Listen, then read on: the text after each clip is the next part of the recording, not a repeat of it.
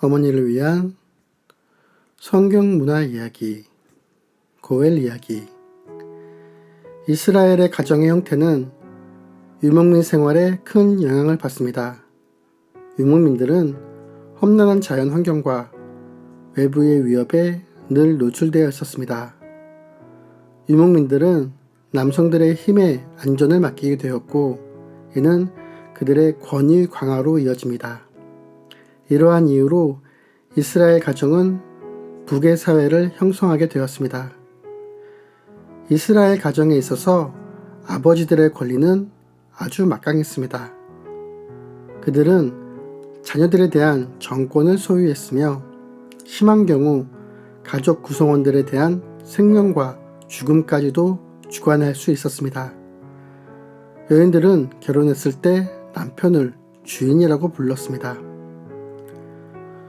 그 자녀가 결혼하였을 경우 부친의 집에 살고 있다면 자녀의 배우자도 아버지의 권위에 절대적으로 복종해야만 했습니다. 이스라엘 가정은 피로 묶인 혈연 공동체이자 함께 거주하는 주거 공동체의 개념이 합쳐져 종족으로 발전하게 됩니다. 막강한 권위를 지닌 아버지의 후계가 되는 장자들, 그들이 지닌 장장권은 아주 큰 의미가 있었습니다. 이렇게 아버지, 남성들에게 많은 힘이 부여될 만큼 유목민들의 삶 속에서 외부의 위협은 거대했습니다. 외부의 거대한 위협 속에서 이스라엘, 그 가정 구성원들은 서로 돕고 보호할 책임이 있었습니다. 이스라엘 민족에겐 이러한 의무를 이행할 특별한 제도가 있었는데요. 그것이 바로 고엘 제도였습니다.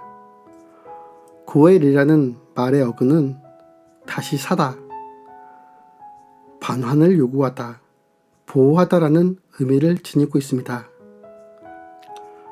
고엘은 성경 속에는 기업 물을 자라고 표현되어 있으며, 이스라엘 민족들에게 있어서 가장 가까운 친척의 부재를 갚아주는 자, 가장 가까운 친척을 원수에게서 방어하는 자, 자기 집단과 개인적인 친척의 이익을 보호하는 자였습니다.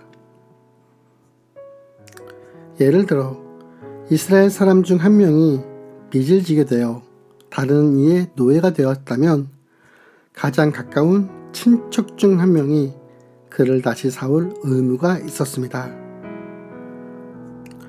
또한 어떤 이스라엘 사람이 빚을 지게 되어 상속 재산을 잃게 되었다면 고엘인 사람이 그 재산을 먼저 살 수 있는 선매권을 행사할 수 있었습니다.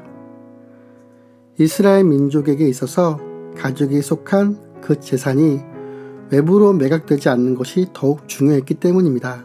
이러한 이유로 예레미야 선지자도 고엘의 자격으로 조카 하나벨의 밭을 매입했습니다.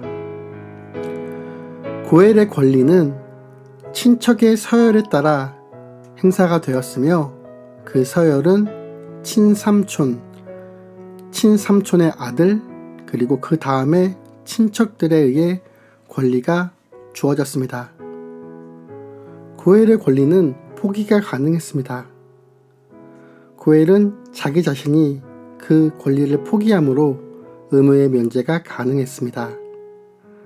고엘의 권리를 포기하기 위해선 자기 신발을 벗어 이웃에게 줌으로 권리 포기를 표현할 수 있었습니다. 이에 대해서 아무도 힐난할 수 없었습니다.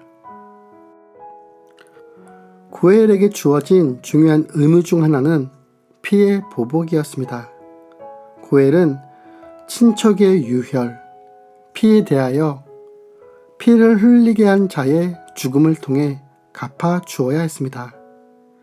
이 고엘의 의무는 광야의 분산된 사회에서 피해 보복 예고는 개인이나 집단, 재산과 생명을 침해 못하도록 견제시키는 역할을 감당하였습니다. 이 고엘 제도에 근거한 신앙적 표현도 있는데요. 하나님은 억울한 자를 위하여 보복하신다라는 이 표현도 고엘 제도에 근거한 표현입니다.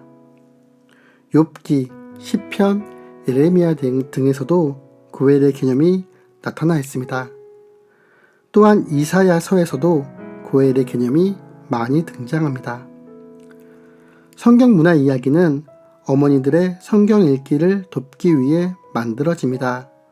더 자세한 공부를 원하시는 분들을 위하여 참고 자료를 올려드립니다. 도움이 되셨으면 좋겠습니다. 감사합니다.